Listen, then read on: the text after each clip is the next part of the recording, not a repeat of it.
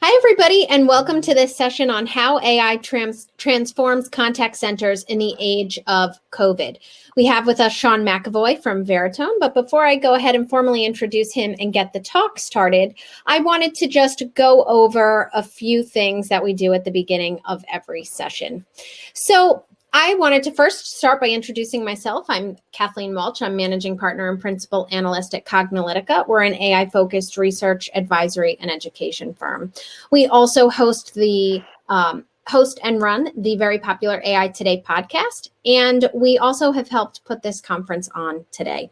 This event would not be possible without the incredible support of our sponsors and partners, including Allegion, Appen, AWS, Carahsoft, Cloud Factory, Databricks, DataRobot, Labelbox, Microsoft, MTX Group, OmniSci, and Veritone. We're excited to have a talk with Veritone here today, and I know that Sean and the folks from Veritone have done many sessions throughout this event, so I encourage you to check them out. You can go to dataiconf.com to check out all of their sessions, as well as their sponsor page that has all their sessions and a wealth of information. This conference is for you. We say this at every session because it really is. So during this session, we want to make sure that you have as much opportunity to interact with the presenters and sponsors as possible. All live sessions have a way to post questions. Below the video for the session is a button that says Ask a Question.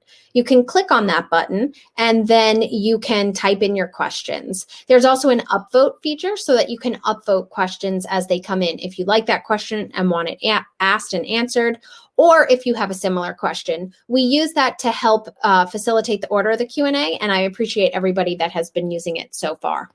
All questions will be held until the end of the presentation, but feel free to ask any questions as they pop into your head, and we'll just address them at the end. The video replays also have a cool feature where you can jump right to that part of the Q&A so that if there's any particular Q&A that you'd like to see, you can jump right to that section. So please make sure to type in your questions. And all questions will be moderated just to make sure that they're appropriate and on topic. In the spirit of maintaining maximum interaction between attendees and presenters, this event is held under the Chatham House rule. So that means that anybody who comes to a session is free to use the information from the discussion, but you're just not allowed to reveal who made that comment unless you get specific permission from them to do so. All live sessions like this one are recorded and available for instant replay once the session wraps up, about 5 to 10 minutes afterwards. So welcome everybody that's viewing this live, and welcome everybody that's viewing this on replay as well. If you need any help at all throughout this event, we encourage you to check out the FAQ section on the dataiconf.com website.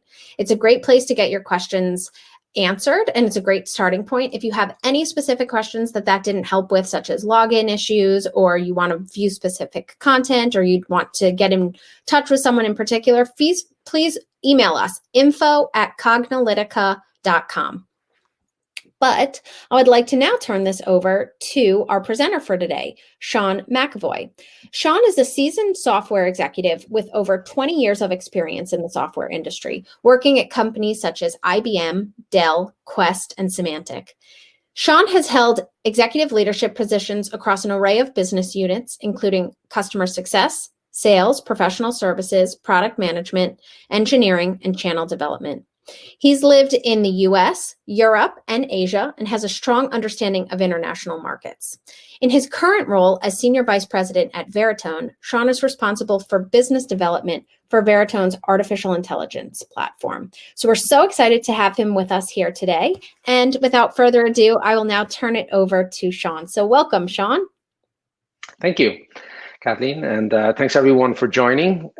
In a previous life, I did lead contact center management at both Dell and IBM. So I have a lot of familiarity with contact centers and how they run and the challenges that they face. And, you know, the challenges today are never more greater than in this current kind of COVID pandemic. And as they grapple with spikes in demand, phone calls coming in, and not just like calls coming in, but through various sources of media, whether it's social media, interactions on issues, whether it's like email or whether it's through traditional voice or even through chatbots as well. And then there's like the remote working situation has also increased, like, you know, level of contact with contact centers. And then we also have compliance issues as well. Like contact centers have to deal with compliance issues now more than anything. So like in this session, you will learn about how AI is applied to various types of media content, and how we can automate and streamline processes and get deeper insights into conversations and also content using AI. So this presentation is not going to be about like traditional RPA practices. This is more about IPA, intelligent process automation, and how we apply cognition. The agenda that I'm going to go through is like the first kind of 4 bullets I'm going to go through pretty quickly. It's talking about the underlying technology that we use to apply our cognition and platform to contact centers. And then the last 4 bullets are pretty much about, the factors that are shaping and affecting contact centers today and how we actually apply that cognition specifically. So first one here I'm going to talk about is like the AIaware operating system. And this operating system that we have, which is also known as our aiWARE platform, is very similar to the Windows operating system, except for ours is like really optimized for unstructured data, which is like video, it's like images, it can be audio, it can be text. And for anyone who was like involved, like I was, early days in using Windows, we got a lot of value of it when the kind of Office suite came out. And similar to that, like what Veritone has done for aiWARE is that we have brought out our own suite of applications, which help kind of bring to life and help people kind of visualize and get value to an application directly working with our underlying operating system. And one of those applications that we have today is called Automate Studio, which is a low-code workflow application. And that's what I'm going to be using later to demonstrate how we apply cognition to contact center use cases. So this kind of operating system that we have, our aiWARE operating system, has multiple layers. And you can see like on the side, has a lot of like really cool attributes. Like the main ones are like real-time processing. It is cloud agnostic. It can be deployed like, pretty much in any cloud. It is AI future-proof. We're able to kind of swap out different models on our platform with ease. So customers always have the best and latest performing AI model in any particular category. It is also kind of hyper scalable. I think in the last 90 days, we have processed 3.8 million hours of content through our AI engines. And this like underlying platform is available through our APIs and also through the applications that sit on top of it. I'm only going to speak to like the first kind of 2 layers on this, or maybe 3 in that, because you don't need to know everything about it. So the first one is like, is like the adapter layer. This allows us, this layer, like we've created adapters to be able to ingest any type of content, structured or unstructured content. What sits on top of that, once you have the media or content ingested, you can then apply all types of cognitive engines to it, or you may call them models, we call them engines. We have about 25 different cognitive categories of cognition on a platform and about 450 different models. And those models kind of roll up underneath those various categories. We have a kind of controller layer that will orchestrate like all of these engines and use the best performing engines to work on your specific content. And this is all like autonomous. We kind of feed in the different types of content. It'll determine like what type of content it is, and then it'll actually provide the best performing match on that piece of content. These are the different types of cognitive kind of classes we have, from speech to vision to audio to biometric, data correlation and geolocation. We also have a lot in the text cognitive categories, from anomaly detection to translation to entity extraction. So we're on our platform, we are only limited by the number of and types of models that we have. And we have a very wide breadth of models, and we're adding and removing models like all the time as well. And so like you may ask us like, well, how do you keep track of like all these models on your platform? How do you know like in your speech to text category, which ones are the best performing? And that did become an issue for us. And so we built over the last kind of year, we built out our own benchmarking application, which we called Clarity. And Clarity will benchmark a model against another model in a particular category and see which one is best performing. And we do that with our own engines and also third-party engines as well. Here's an example of kind of the scorecard that you get back when you benchmark like one engine model against another engine model. And we can also measure for bias, which is a hot topic right now in terms of like biometrics and vision, face detection. So we use this to always kind of make sure we're always using the best performing models, and we can easily swap in like a third-party engine onto our platform if we find that it is performing better than either our own or another third parties. And like swapping out engines like typically takes max of like three to 3 weeks.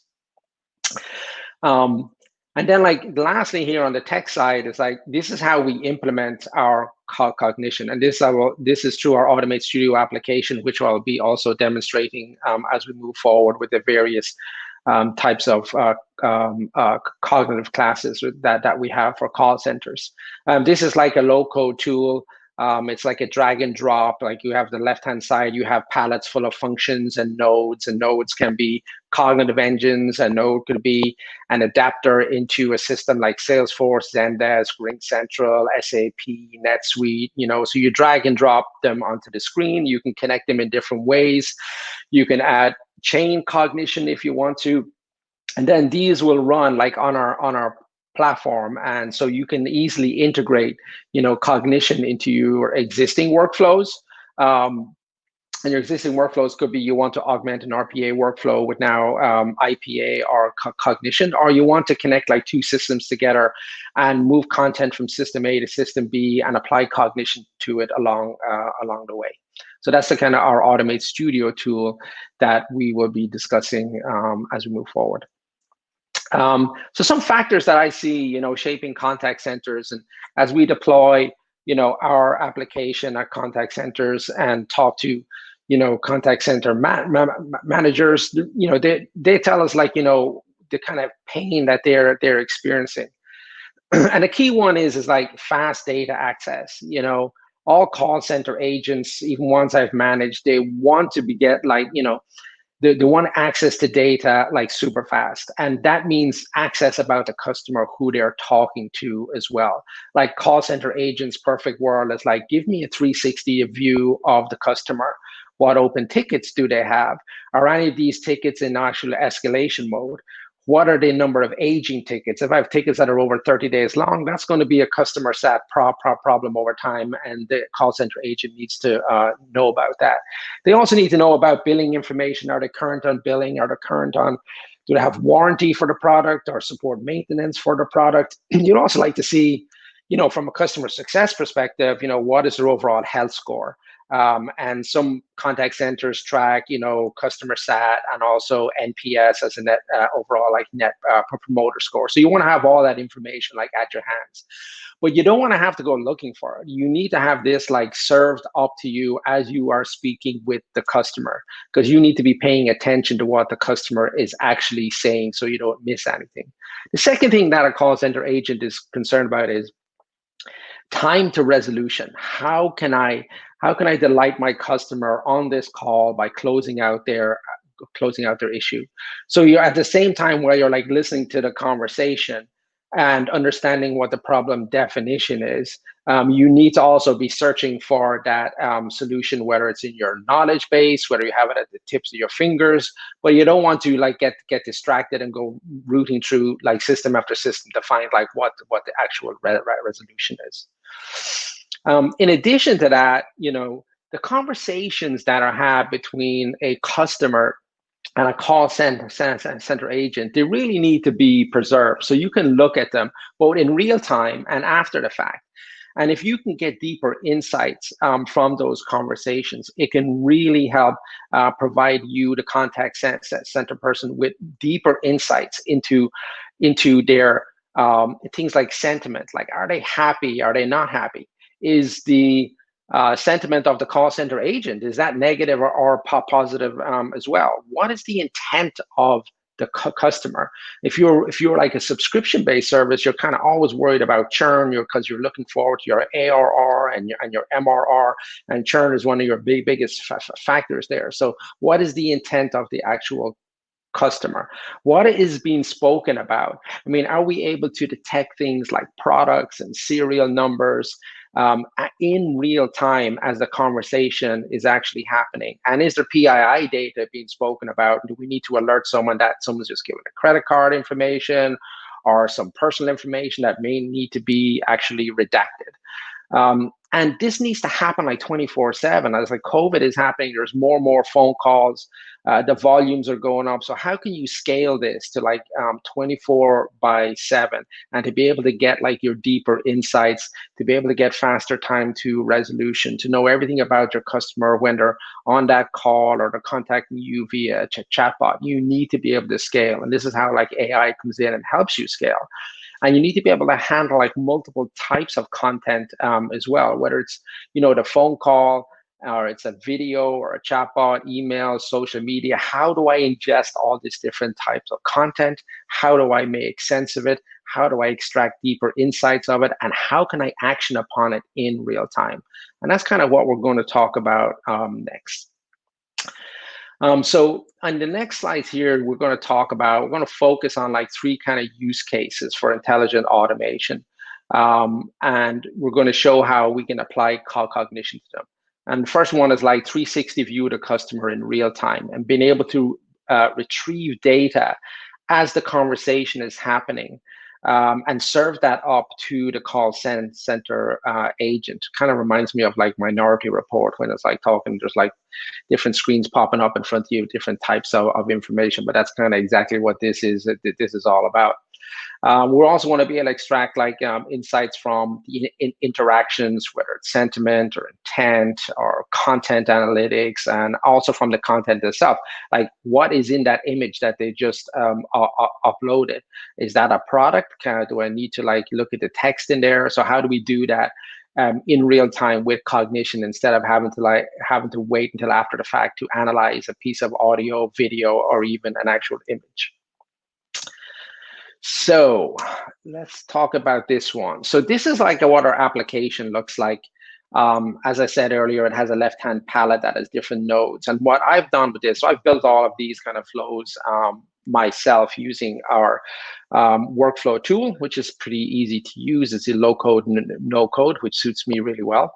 So we have like a node for this one was like Ring Central, and in this one we're ingesting a call. So someone calls in, we're taking that call. And as the customer is like, usually on a call center, there's a prompt, please, what is your name? What is your ID number? And what we are doing is we're using voice frequency. Throughout all of these kind of slides, you'll see anything that is in the light blue here is an actual AI engine that is on the Veritone operating system. So this one is called voice frequency. And in this case, what we're doing is like, we're taking a voice frequency sample of the customer on the call as they are leaving the information on the prompts. And then we're immediately querying our database, which already has a fingerprint of that customer. And what we're doing with that fingerprint, once we get a match, is we are then like sending queries off to the various systems that we actually have in our ecosystem, whether it's Salesforce information, what products under support, Zendesk, give me all the open tickets, NetSuite, what's their billing information, and we're routing these directly to the service agent. So as that call gets routed to the service agent, gets in his queue, we're able to serve all of this information up ahead of time to the actual call center agent, so he can quickly review, the information at hand about the customer. So you don't have to ask the customer these questions, the same questions all the time. Like, what products do you have? Are they under warranty? You want to be able to skip all of that. And you want to get directly to what is the needs of the customer. What outcome is this customer trying to achieve? What problems are they trying to solve? So we can do this easily in real time with voice frequency ID. But sometimes you don't have like a voice print of the customer already on file. And then you can do it. What you can do is you can search through the transcription. So we also we will transcribe that call and transcribe the interaction. And we were able to do like a search. So you have this kind of like F function in there, which we use JavaScript to do some queries and actual logic. And we can then like basically take that ID directly from a transcript of text, and we can run the same query as well to be able to bring that information. So we can do it with just the transcript of the call, or else we can do it with the previous one, which is on voice frequency ID. And I've shown on the left-hand side here as well that we can take in information from, it doesn't matter if it's Zoom, if it's like an old PBX, if it's like, a web-based application like Ring Central. We can take calls and video, where it's just audio or video, in from anywhere through our adapter layer in our operating system and be able to extract the transcription from that. And next, I'm going to tell you like what we actually do with the transcription. We have like a number of models that we can then run against it. And this is where we're extracting insights. So in this case, again, we have a Ring Central ingest. We've made a voice transcription. We've then gone a step further, and we've ran another engine against the transcription and the call being ingested. And it's called speaker separation, and that like separates the speakers' voices out. Like, so this is speaker 1, speaker 2. So you can get an overall feel of who's speaking first, who's speaking second. One will be like your customer, one will be call center agent. We can then run like sentiment analysis and intent analysis on that transcript. And sentiment analysis both for the customer and the call center agent. If we feel like that, the call center agent is kind of losing it a bit or getting frustrated, that then, sentiment will be negative on the call center agent side. And you can immediately alert like a manager to say, this conversation is going sideways, please step in and bail out your call center agent. You probably do like better than that, but that's the general gist.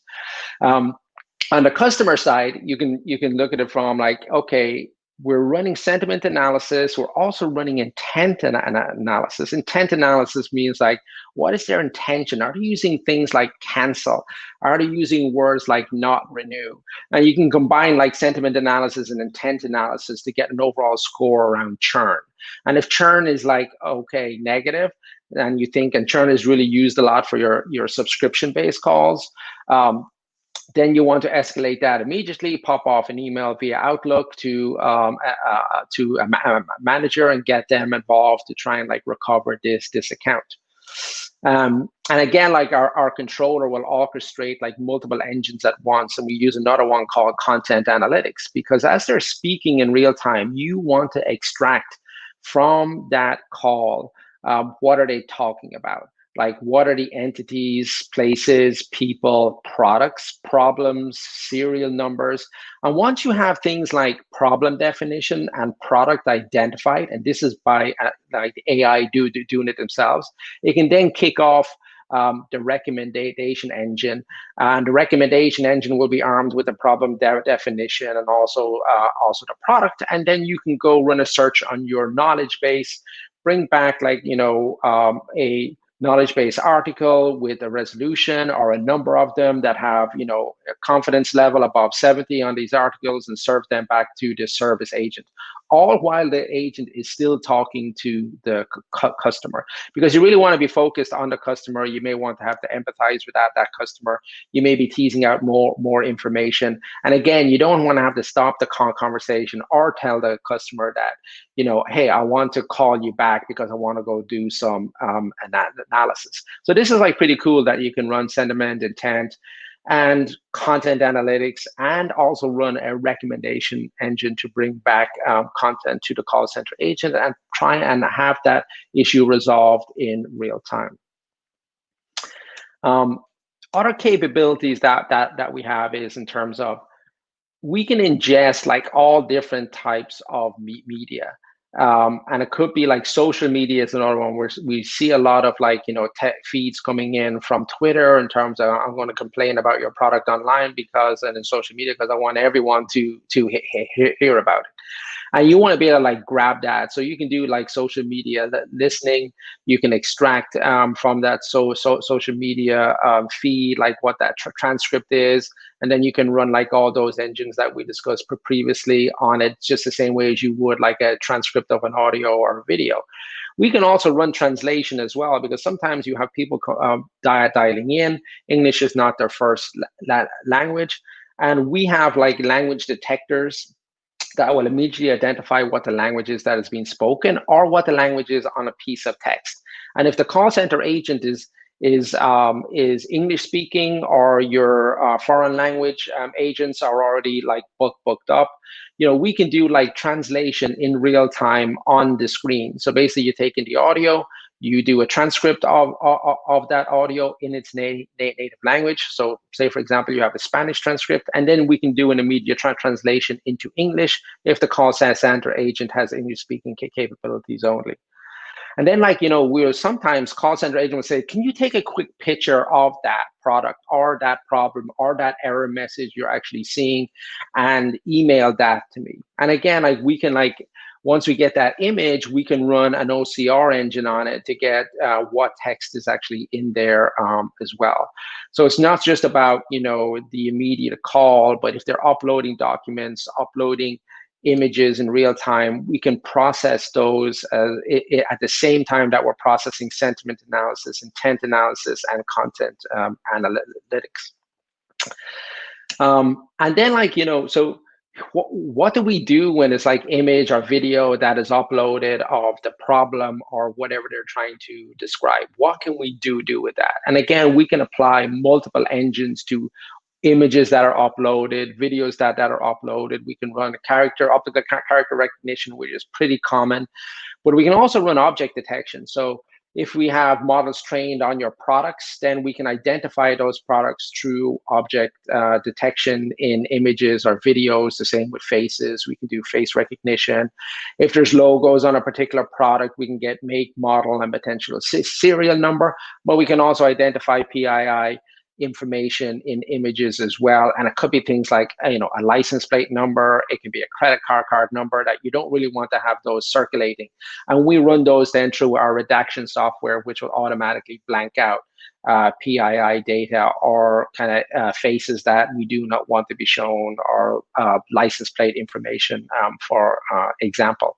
So that's like something that we do on images and video that is uploaded, which is pretty cool and saves call center agent time. And if you're running a call center or a contact center, you need to be able to get through as many calls as possible and like get the resolution as quick as possible as well. And we see this as saving like call centers like a lot of time, a lot of cost, but at the same time increasing customer satisfaction and actually lowering churn. And then the last one here is that I'm going to talk about is sometimes you just do not have a call center agent. And we're seeing this more and more like online. When you visit a web page, you'll see the pop out come from the right-hand side of the screen, and someone's nice face is on there, and they're asking you, how can I help you? And you engage in a conversation, and it's really a chatbot. And that's like, we have, engines that do that have like natural language processing, natural language understanding. And, it just takes the place of a live person. And then you can like run all the cognition on the conversation that is happening between the customer and the chatbot. And these are becoming like more and more prevalent now. And it's actually helping contact center scale when you don't have like enough humans to go around. And if somebody is calling in and it's a low priority case or issue, it's like one of a how do I. If it's like a how do I type issue, a chatbot could be really good for that. And then you use like your humans for the higher level type cases that you want to solve that are a bit more complex. And it's also good because call center agents want to be working on more complex problems. They do not want to be working on the lower level problems. And you see a lot of attrition in contact centers when the call center agents are working on kind of just how-to issues like all the time, because they feel like they're not progressing. So handing that information over to a chatbot helps you deal with any attrition issues that you may have in your contact centers. So that's kind of like, what I have today. I think I have one more slide, which is, for us, in terms of how we deploy this, we can deploy, our solutions either in the cloud, we can deploy them on premise, you can do a hybrid. It depends on the sensitivity of your data. Sometimes if the data that is being handled by the contact center is sensitive, they'll want it completely on premise. In other times, if it's like consumer products, like it's fine to have it in the cloud. Other times when you're dealing with government, especially around COVID, it's sensitive information that is being passed over to government agencies, and they want to have that in, your gov clouds, your high security clouds. So we're FedRAMP certified, so we can actually do work with the government, and we can actually put our solutions in highly secure, government approved cloud sites. So that's it for what I have today on contact centers in the era of COVID. And if you have any questions, I'll be happy to ask them. All right. Thank you so much. That was a really awesome presentation. I was laughing at one point when you said, with call centers, you don't want to be like, hey, let me hang up and look at the issue and call you back. And I'm like, I think that's super frustrating as someone that's calling in. So I was laughing when you said that, because I think that at Cognilytica, we have the 7 patterns of AI, and one of the patterns is hyper-personalization, and that is, being able to understand each customer on a personal level. And I think that that's some of what you're getting at here, where you're able to quickly get that information and quickly know about that customer who's on the phone, so that the call center agent uses this tool as like an augmented intelligence tool as well, where it helps them do their job better. True. So I thought that was interesting. Now, how were contact centers managing all of this before artificial intelligence? And, what kind of benefits have you seen that you can share on how this AI platform has helped them? Well, before, you did not have access to all of the information, and that 360 view of the customer. I remember, like, when I was managing contact centers, we were pretty much screaming at IT all day long. I just took like 10 calls from incoming calls. I processed them, and then it was only later I found out that they did not even have support or maintenance contracts, or they didn't even have warranty on this particular product. Or I didn't know that they already had 2 escalated issues. And I felt like really dumb on the phone when they said, well, what about my other priority 1 issues? Like, where are they? You haven't sent me status on them. So, sometimes like the contact center, agent is running blind, or was running blind in a lot of cases. And even though this information was available to them, it was not been able to be brought together in a cohesive manner and in real time, and even ahead of time before they actually pick up the call, where that call was in their queue. So this has helped them out a lot. And then on the diagnosis side, I was even telling my call center agents, look, if you get to this stage, you're going to have to call them back, because we need to analyze the information. We need to do root cause analysis, track down, what happened, go search our knowledge base. If there's not like a knowledge base article there, you're going to have to create one yourself. But if there is information there, to be able to have that, fed up directly to the call center engineer, like on his screen, in terms of, this is the problem.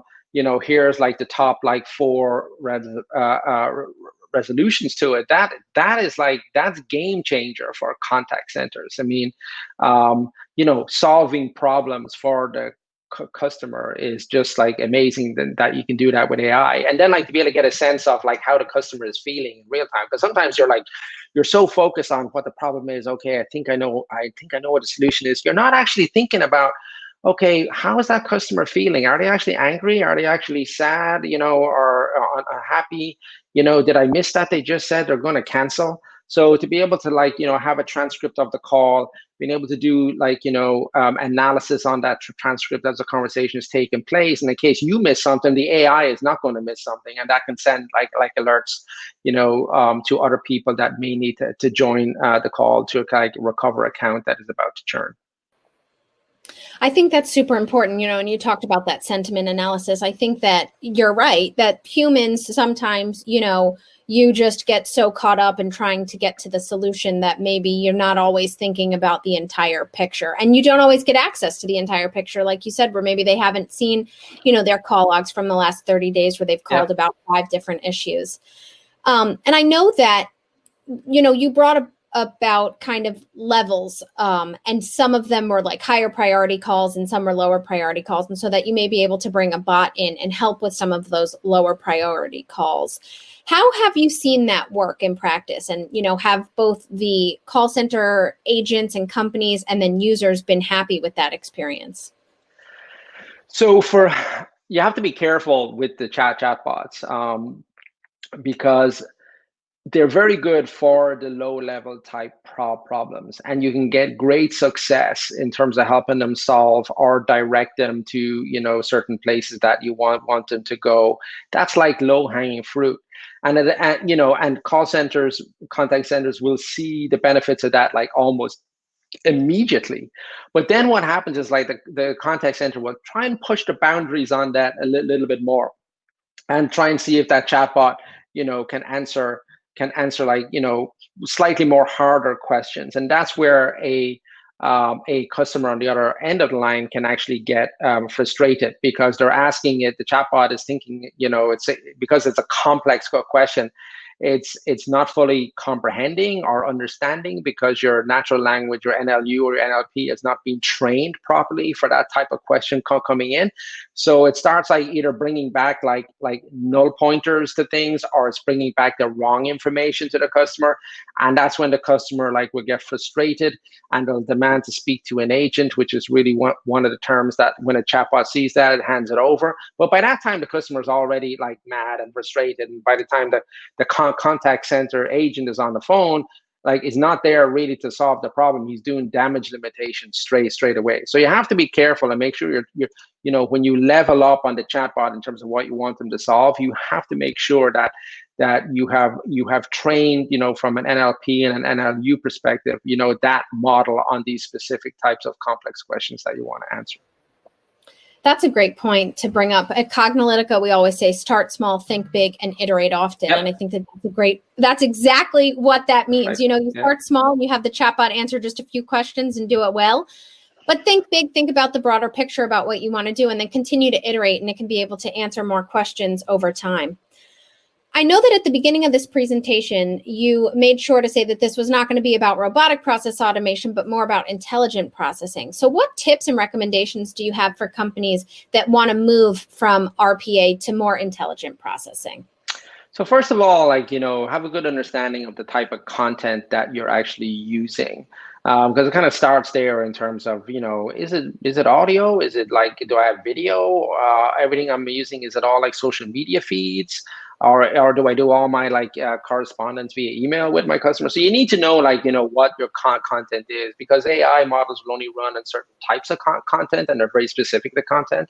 So once you have kind of that down in terms of, it all comes in this way, then you can start looking at the different types of cognitive classes for that types of content, whether it is structured data, whether it's unstructured data, and we're getting more and more into the unstructured world.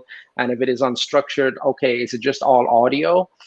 So then I need to just have models that are specific to audio, which could be your speech to text. It could be translation. It could be speaker identification. It could be frequency ID, or is it video?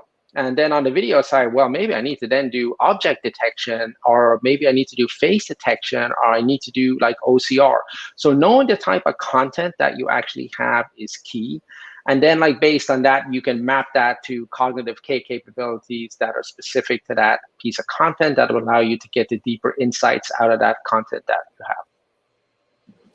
I think that that's really great insights. Now, I know that for companies maybe that are new to this, and they don't, they haven't really thought about using artificial intelligence in this perspective, what do you recommend for them? Have you had any lessons learned that you can share, so maybe they don't make some of the same mistakes when getting when taking over this process, especially because I know that you had mentioned, sometimes people try and push the boundaries of what's possible with the chatbots. So I'm sure that you might have some lessons learned there that you can share. Well, it kind of goes back to something you said like earlier, it's like baby steps. Like start with baby steps, and the most common like baby step interaction that we do is transcription, for example. And even, so from a live call, live customer, start by just getting a transcript. And, you may have to then like work on improving the quality of that transcript. You may be using the wrong type of headphones that the contact center person is speaking into, and you're not getting quality transcripts from that. So you got to just like start with baby steps, look at your transcription, because off of the transcription, you can then run multiple engines, your sentiment, your intent, content analytics. But if the quality of the transcript is not good from the beginning, then you're not going to get like good kind of information coming back from the additional engines. And the same like is with like your chatbots as well. Start them off on baby steps and start them off like internally within your organization. For example, like use a chatbot internally in your own company to for your employees to answer health or HR type questions, whether it's payroll, whether it's like vacation time. Or it's like, payroll. That is a great place to actually, eat your own kind of dog food first before you put it out like into anywhere else. Like do some work or start processing calls like coming in if you're a company into your own into your own company and see, okay, how does that transcription look from the conversation I had like between like A and B. So try to prove it out internally first to make sure that it actually works before you let it loose on your actual customer. We found that even in our own company, using a chatbot was great. We learned a lot from the actual interactions before we actually go out and kind of sell this type of solution to our customers. That's great advice, because I think that sometimes people, again, you just get so narrowly focused on trying to solve that one solution that you're not looking at the broader picture of maybe how people are interacting with things, and they're not using words that you'd think that they would use. And exactly. So, especially with natural language processing, if you're trying to train it on certain words, then you want to make sure that you're really understanding that. So that's a good point. Like, just sorry to stop you there, but that is a really good point in that sometimes calls coming in are specific to finance or they're specific to healthcare, and they have their own vernacular that they use words that are not really in common English language. So you have to have your engine, your processing engine trained on that specific vernacular. And there's lots of engines out there that actually are companies that are doing that. And the good thing from our perspective is like, we're agnostic to any engines. We don't like develop all the engines on our platform ourselves. We will take over 50% of our engines are from third parties. And we will see, okay, this customer is that we are going to do an implementation for, they're in healthcare, they're in insurance, they're in kind of loan processing, and we'll need to get like an engine that actually uses those specific terms to be actually create like, a better understanding of what's being said. So sorry to interrupt you, but it was a good point. Yeah, no, thank you for that. Actually, at Cognilytica, we've done a voice assistant benchmark for the past few years. So we test, various popular voice assistants like Google, Alexa, Siri. And we ask it fairly basic questions, but one of the questions we asked was, is a ton a unit of measurement? Well, the answer is yes, a ton is a unit of measurement, but a ton is also now a slang word for other things. So if you're using, but if I'm ordering mulch and I say I want a ton of mulch, well, I really want a ton of mulch, not just a whole big bunch of mulch, And so if it doesn't know that specific measurement, then it's not going to be performing correctly. Kind of like what you said with finance, and if there's specific acronyms that it needs to be trained on, acronyms can mean a lot of different things to a lot of different industries. It's really important to get it right. You want to make sure that you're not, misrepresenting anything True. Or having the bot not be able to understand it. So that also is a really great point. We use a methodology. Well, we call it method, but we use something called keyword boosting to solve for like context around a particular word. So if a word it encounters, it'll look and it'll see all the different meanings of that word and be able to relate it to the words coming after it. So to be able to get the right context of it. So we use like something called keyword boosting to do that. Yeah, that's great. And we've talked a lot of, well, not a lot, but we have talked in the past about knowledge graphs as well, and how that can get difficult, and you need to have knowledge graphs for different industries and things like that. And that can, get very, very technical and very specific very quickly. From just a general standpoint, what kind of contact centers have you guys worked with specifically that AI has transformed? The topic of the talk is how AI transforms contact centers in the age of COVID. So maybe how have you seen this impacting contact centers in the age of COVID, but then also more broadly, how have you seen it maybe before COVID hit? How was it helping as well? I mean, the biggest one, which is no surprise, is on healthcare, and what we're seeing now an increase on the most is on teledocs. So you can do your remote conversations with your doctor or your physician instead of like going into a physical like office. And you really need to have a record of what was said, what was spoken about for compliance, and that's going to be probably the new thing or the big thing coming up. Like as an outcome of what's happening now with COVID is with all of the teledoc conversations happening, what were the regulations, where was the compliance broken, but to be able to prompt up and serve up to the physicians if there is a compliance issue is that we see it really quick. And basically, for example, you gotta either like walk that back, what you just said, or here's where this conversation is leading and you can't say this, or this. So we're seeing a lot on the healthcare side. That's probably like on the biggest area as it deals with COVID, and then specifically on the teledoc side. And you need like a transcript of what was prescribed, what was said, what was recommended from the doctor to the actual patient, whether it was audio or a video call, and then you need to run that against like a compliance model as well.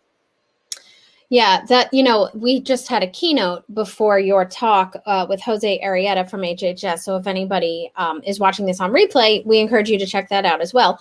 But actually, he brought up that exact example of he had a friend who needed to go to see the doctor. So they did a telehealth visit and they prescribed a prescription for an ear infection. And then they were able to send it into the pharmacy. So, having a record of that is incredible. And I think that also, as you mentioned, being able to tell the doctor in real time, hey, you can't say this. Hey, you just said this. Let's walk it back or whatever. Because I think that, it's also an extra level sometimes of just awareness where in person, you're not having a device sit there and listen in on conversations. But now because it's telehealth, you can. And so I think that it can be used for training as well, to say, hey, this is when you're put in this situation, this is how you should typically respond. This is how people have responded. And then this is kind of our suggestions. Yeah, good point. So I think that's great. All right. Well, I know that we are almost at the end of the session. So is there anything else that you want to share? I know that this was an incredible presentation, much different from the one yesterday. If anybody did not catch that, that was an incredible presentation from Sean on the energy grid and AI in energy.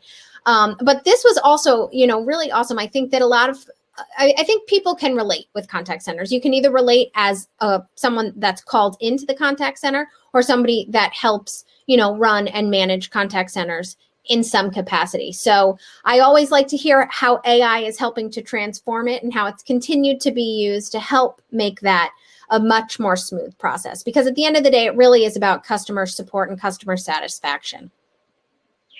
So, all right. Well, thank you so much, Sean. And thank you, everybody. And we will see you at the next session. Thank you all.